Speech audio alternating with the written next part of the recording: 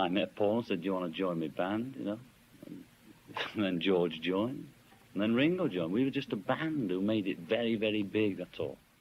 Hello there, my name's Scott, and welcome to Dig a Podcast, a show in which I give you an in-depth story behind the songs sung by the best band there is, was, and ever will be, the Beatles.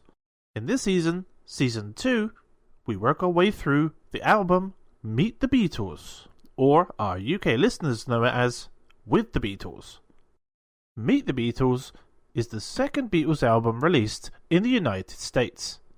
It was the first US Beatles album to be issued by Capitol Records on 20th of January 1964 in both mono and stereo formats. It topped the popular album chart on the 15th of February 1964 and remained at number 1 for 11 weeks before being replaced by the Beatles' second album. The cover featured Robert Freeman's iconic portrait of the Beatles used in the UK for the With the Beatles, with a blue tint added to the original stark black and white photograph. Without further ado, let's continue our magical story with song number 10 on the Meet the Beatles LP. 5, 4, 3, 2, 1. Hold Me Tight.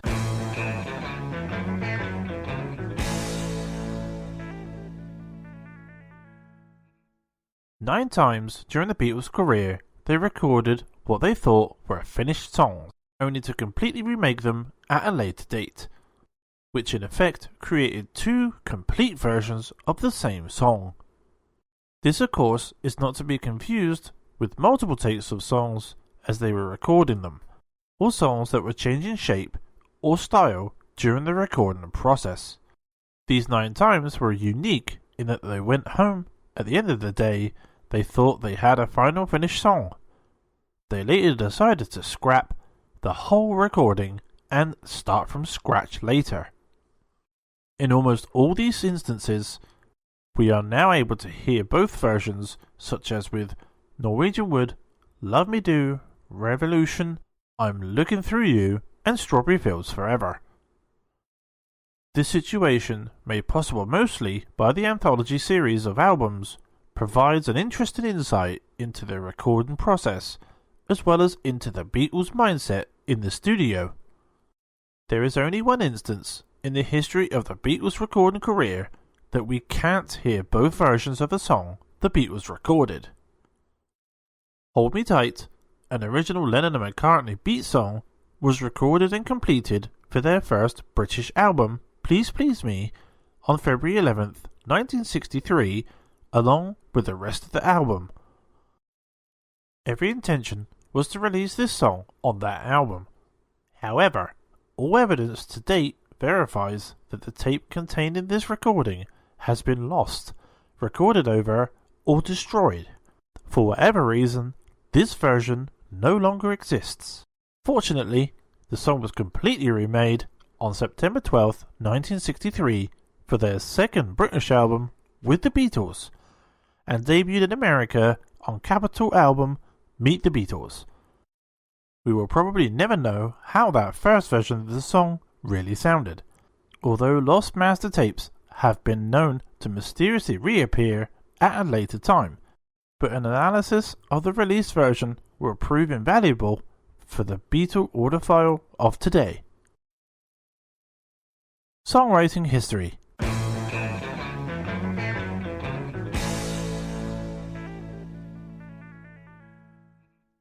Number 20, Fourth Lynn Road, Allerton, was the home of the McCartney family from 1955 to 1964.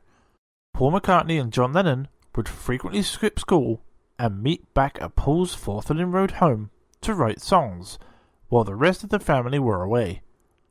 It was here, shortly after their September 11th, 1962 recording session that produced Love Me Do and P.S. I Love You, that they collaborated on Hold Me Tight as a possible future hit single. Described as a McCartney number by most sources, Paul insists that it was a collaborative effort, although he did compose the bulk of the song.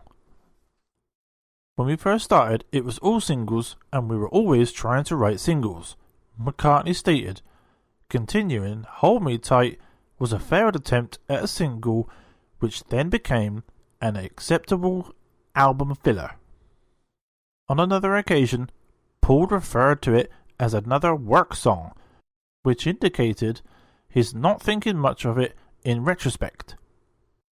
Lennon concurred, one time saying that he was never really interested in it either way. Regardless of their dismissal of the song in later interviews, they obviously put a lot of work into it during the writing process. Paul described the song as a bit Shirelles, indicating that it was influenced by the work of one of their favourite female groups of the time, the Shirelles. The Beatles had a particular fondness for the girl groups of the early 60s, the Shirelles being their first all-girl group to make up a #1 spot in the American Billboard charts. Among the Shirelles songs that the Beatles performed in the early 60s, both Baby It's You and Boys were recorded for the same first British album. P.S. I Love You was said to be inspired primarily by the Shirelles' huge hit Soldier Boy. Another seemingly obvious inspiration for Hold Me Tight is the Carl Perkins classic Sure to Fall, which the Beatles performed regularly, even included it in their BBC radio shows. This song contains the line, "So hold me tight, let tonight be the night, darling, don't ever let me go."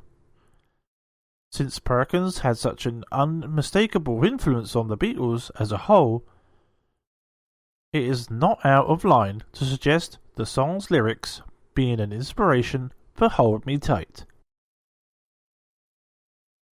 Recording history.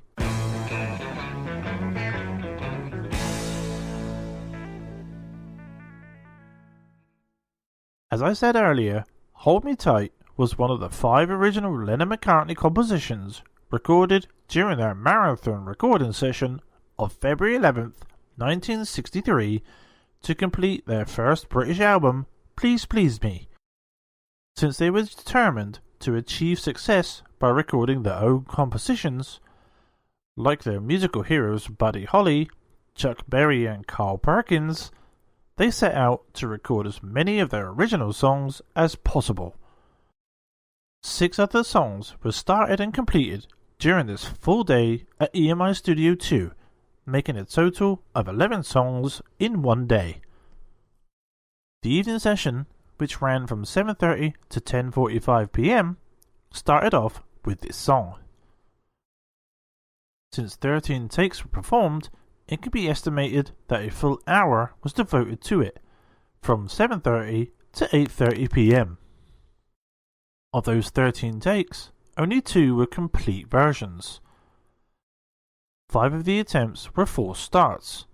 One was described as a breakdown because of an unexplained error, and 4 were takes of an edit piece. The intention was to edit take 9, one of the complete live versions, with take 13, the best attempt at the edit piece, in order to create a master version of the song. Other songs recorded on this day received similar treatment, such as the edit of I Saw Her Standing There. In this case, though, the 14-song requirement for a standard British album was filled without Hold Me Tight, and possibly to save a trouble of editing on a tight budget. This song became the 15th song that wasn't needed. The A and B sides of the first 2 singles filled the other tracks on the album. At this point in the game, the budget allocated for an upcoming new group was minimal, hence the one-day rushed schedule for recording an album. Whatever the reason may have been, Hold Me Tight was deemed the weakest track and didn't make the album. Fortunately, the Beatles were not going to let this one fall through the cracks. When pressed for new material for their second British album, they remembered that Hold Me Tight wasn't yet released, and proceeded to resurrect it. But instead of bringing out the old tape, a decision was made to start it again fresh. The reason may have been that the original tape was recorded over or already scrapped. In any event, on September 12, 1963, their fourth recording session for the album, the song was begun anew. The first of two sessions on this day spanned from 2:30 to 6:30 p.m. Started with recording 4 special messages for broadcast on Australian radio to promote their upcoming concert tour of that country. Afterwards, at approximately 4 p.m, work began on the remake of Hold Me Tight. They started the takes at the round number of 20 to compensate for the original 13 takes, and they're probably not remembering how many takes they had made of the first version. 10 takes were needed to complete the song on this day. After 4 full starts, take 24 was the first complete version and became the keeper, until it was added overdubs of hand claps and additional background vocals, which took the song to take 26, making the song almost complete. Take 29 had been stipulated as being edited onto the song to form the master version as we know it. Because of a sudden change in volume can be slightly detected just before the ritardando in the closing seconds of the song, take 29 was no doubt an edit piece allowing the Beatles to perfect the song's conclusion. Since the hand claps are present in this section of the song as well, the actual edit piece may very well have been perfected in takes 27 and 28, while another quick hand clapping overdub may have been taking the song to its 29th take. In any event, take 29 was edited onto take 26 to form the completed song on September 30th, which was proceeded over by producer George Martin and engineers Norman Smith and Jeff Emmerich. The first mono mix of the song was also made during this day. The second mono mix of the song was made on October 23rd, also by Martin and Smith. It is not known which of these two mono mixes made it into the Meet the Beatles album in the US. The stereo mix of the song, though, was definitely the one made on October 29th by Martin, Smith, Emmerich, and BT. Although official documents do not mention it, the song was speeded up from the original recording, which elevated the key signature from E major to F major. This is sometimes done to create a tighter performance, and has been done to good effect at different times throughout the Beatles' recording career, as well as slowing down the tape in the cases of Rain and Strawberry Fields Forever, for a completely different effect.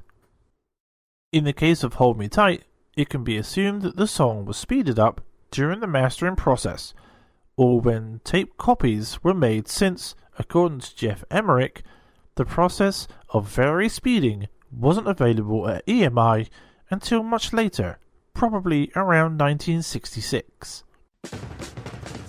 Thanks for listening to Dig a Podcast. You can subscribe to our podcast on Spreaker, Apple Podcasts, Spotify, or any other podcasting platform.